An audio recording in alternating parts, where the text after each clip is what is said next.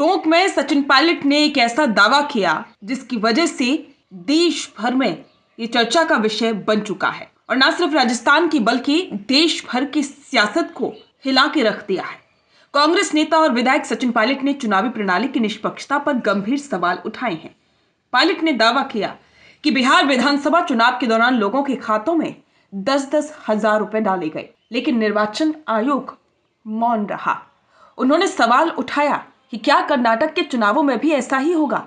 क्या लोकतंत्र की सबसे बड़ी संस्था निष्पक्षता के अपने दायित्व को निभा भी रही है या नहीं? पायलट यही नहीं रुके, उन्होंने एसआईआर सर्वे को लेकर भी बड़ा खुलासा किया।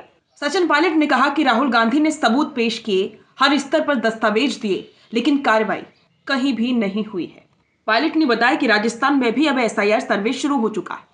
कांग्रेस ने अपने बीएलए यानी कि बूथ लेवल एजेंट हर प्रक्रिया पर नजर रखने के लिए तैनात कर दिए हैं। उनकी उम्मीद साफ है कि राजस्थान में वोट चोरी नहीं होगी, लेकिन उन्होंने चेतावनी भी दे दी है कि अगर ऐसा हुआ तो सड़क पर उतरकर आंदोलन करेंगे। अब बात अंता उपचुनाव की करें तो जहां कांग्रेस को मिली शानदार जीत पर सचिन पायलट ने कहा कि यह जीत कांग्रेस की मेहनत और प्रमोद जैन भाया पर जनता के भरोसे की जीत है। उन्होंने तंज भी कसा। उन्होंने कहा कि भाजपा ने इस चुनाव में पूरी ताकत झोंक दी थी, लेकिन मतदाताओं ने कांग्रेस का ही साथ दिया। इसके अलावा नगर निकाय और पंचायती राज चुनावों पर भी पायलट ने बड़ा आरोप लगाया। उन्होंने कहा कि अंता उपचुनाव हाईकोर्ट द्वारा भाजपा विधायक को अयोग्य घोषित किए जाने के बाद ही हो सका और यही हाल निकाय चुनावों का भी है। राजस्थान में चुनाव जनता की मांग पर नहीं बल्कि हाईकोर्ट के आदेश पर हो रहे हैं। पायलट का सीधा आरोप, अगर भाजपा का बस चले तो वो चुनाव करवाई नहीं।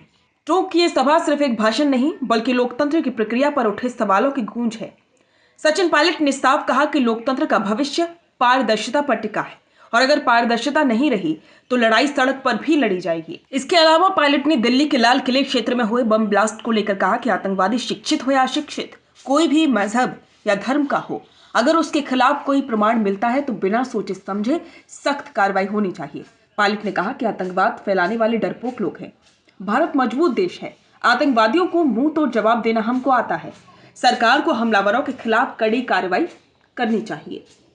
पायलट के बयानों से एक बात तो ये भी साफ होती है कि अब बिहार चुनाव के बाद में कांग्रेस का फोकस कर्नाटक चुनावों पर है और उसके बाद राजस्थान का नंबर आएगा। तो जाहिर सी बात है कि सचिन पायलट अब कर्नाटक पर फोकस करने वाले हैं।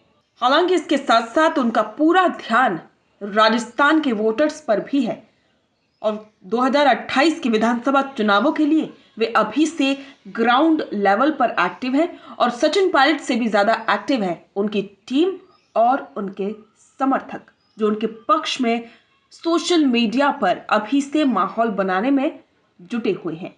बिजनेस अच्छा हो सकता है, लेकिन अगर नाम नहीं दिखा तो पहचान कैसे बनेगी?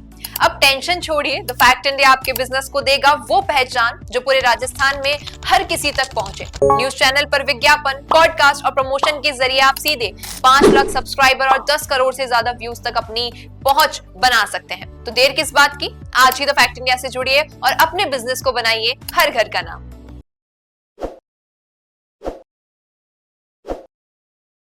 ताज़ा खबरों के लिए विजिट करें द फैक्ट इंडिया की वेबसाइट और डाउनलोड करें द फैक्ट इंडिया ऐप।